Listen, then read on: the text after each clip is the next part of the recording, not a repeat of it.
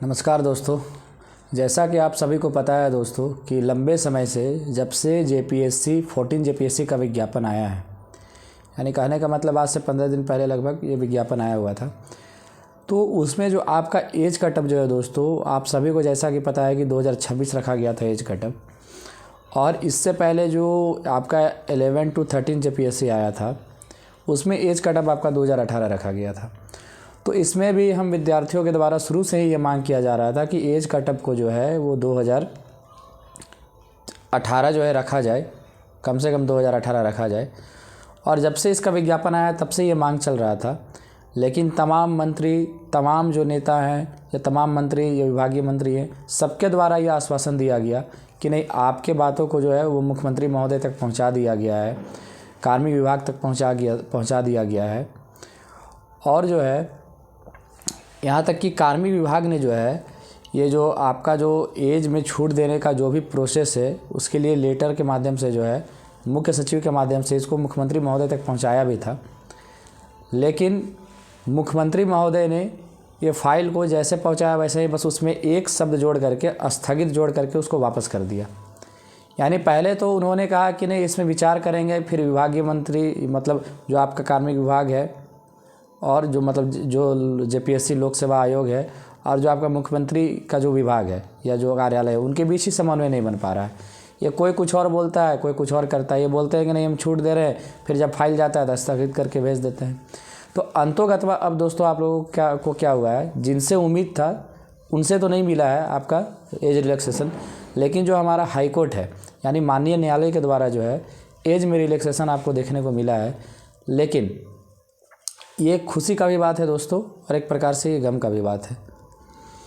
क्यों? क्योंकि जो एज में रिलैक्सेशन मिला है उन्हीं लोगों को मिला है जो इसमें क्या किए थे, केस फाइल किए थे, और जो लोग इसमें पिटिशनर बने हुए थे। तो इसमें पिटिशनर जो आपके बने हुए थे वो 22 लोग पिटिशनर बने हुए थे, उन्हीं को जो है कोर्ट के द्वारा ये छूट दिया गया है कि आप जो इसका फॉर्म फिलअप कर सकते हैं, चाहे आपका एज जो भी हो रहा हो। यानी कहने का मतलब है कि जिनका एज कटअप जो है वो क्वालिफाई नहीं कर पा रहे थे 2026 होने के कारण, वो जो अब इसमें फॉर्म फिलअप कर सकते हैं। लेकिन अब दिक्कत क्या है दोस्तों? दिक्कत यह है कि सारे लोग नहीं कर सकते हैं, क्योंकि हम लोग तो चुन करके मुख्यमंत्री महोदय जितना नेता है उनको चुन करके भेजते हैं, लेकिन वो तो हमारी बात सुनते नहीं हैं। बस बाहर से बोला जाता है, सभी मंत्रियों तक के कानों तक ये बात पहुंच चुका था कि एज में छूट मिलना चाहिए, और वो लोग खुद इस बात को कह रहे थे कि इस बात को मुख्यमंत्री महोदय के समक्ष रखा जाएगा।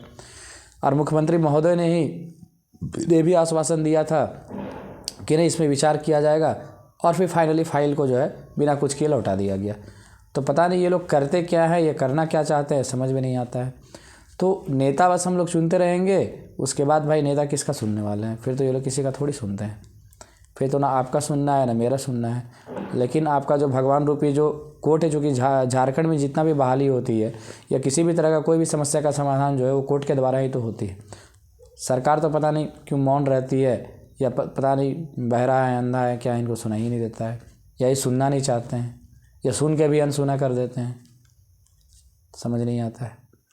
तो यही दोस्तों, लेकिन यही है कि जो पिटिशनर बने हैं उन्हीं को इसमें जो है एज रिलैक्सेशन मिला है, जो नहीं बने हैं उनको नहीं मिला है।